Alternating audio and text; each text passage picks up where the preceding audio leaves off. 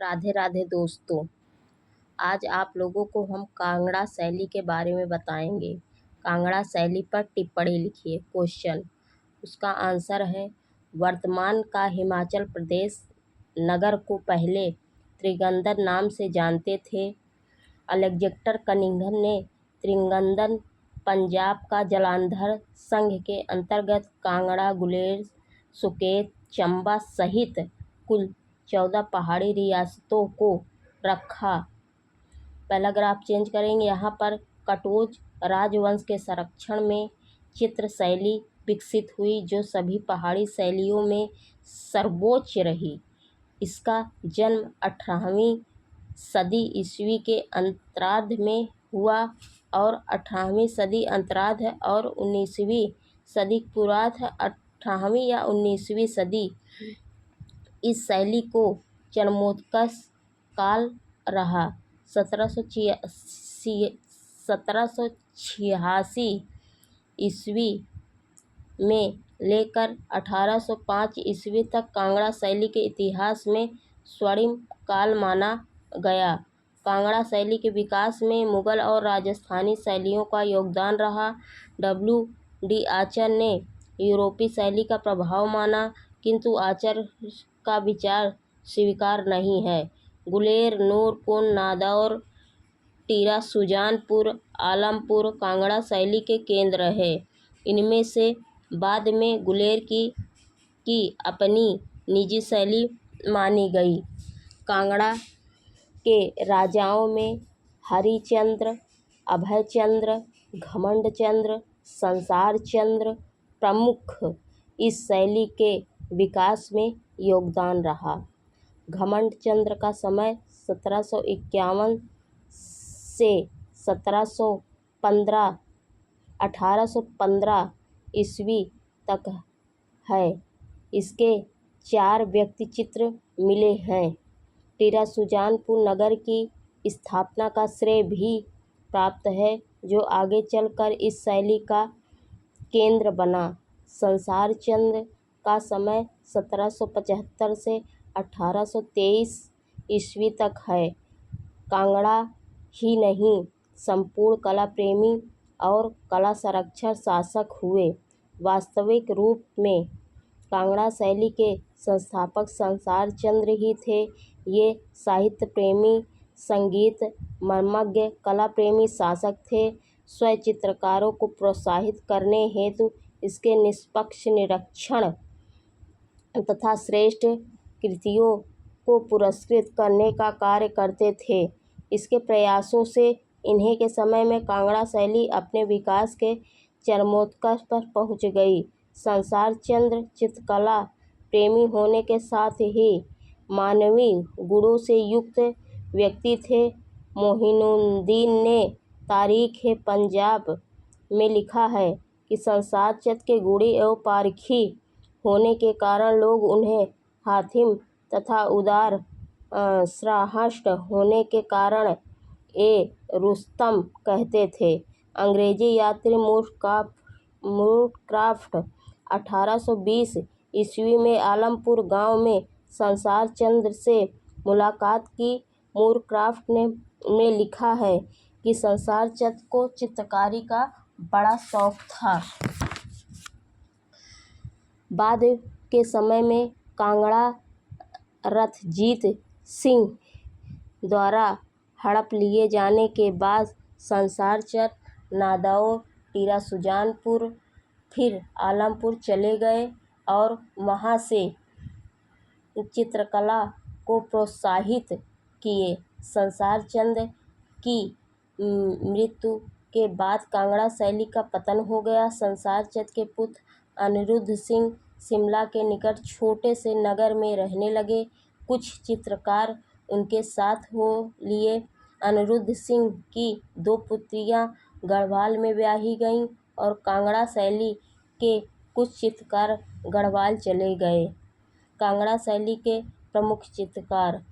कांगड़ा शैली के प्रमुख चित्रकारों में गोधू, मनकू, खुसला, पदनू, दोखू, बसिया, फत्तू, किशनलाल, पुरखू आदि प्रमुख थे।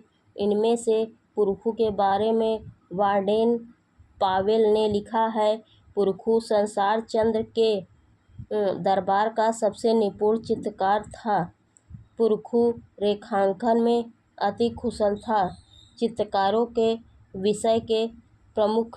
चित्रों के प्रमुख विषय रामायण, महाभारत, गीत गोविंद, बिहारी सतसई, केशव की रसिक प्रिया, मतीराम सेनापति की रचनाएं, नल दमयंती की कथा, शिव पुराण, भागवत पुराण, हरिवंश पुराण, शिव पार्वती की कथाएं आदि पर आधारित बहुत से चित्र इस शैली में चित्रित किए गए।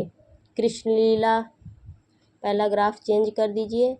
कृष्णलीला, नायक नायिका भेद, रागमाला, बारामासा, आखेट के दृश्य, दरबारी दृश्य, पंजाब की लोक कथाएं, हीरा राझा, सोनी महिवाल, मिर्जा साहेबवान आदि इस शैली में चित्रित किए गए हैं। सिखों के 10 गुरुओं के चित्र कांगड़ा शैली में है। सिकंदर महान का व्यक्ति चित्र कांगड़ा शैली में है। होली के उत्सव का चित्र कांगड़ा शैली में है। नूरपुर का भंडार कांगड़ा शैली में है।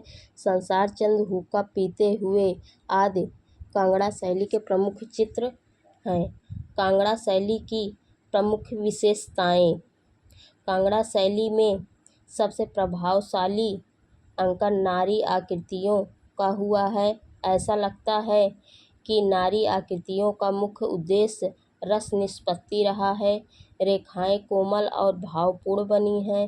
रेखाएं छंदमय भी हैं और प्रत्येक रेखा में कोई न कोई भाव छिपा हुआ है।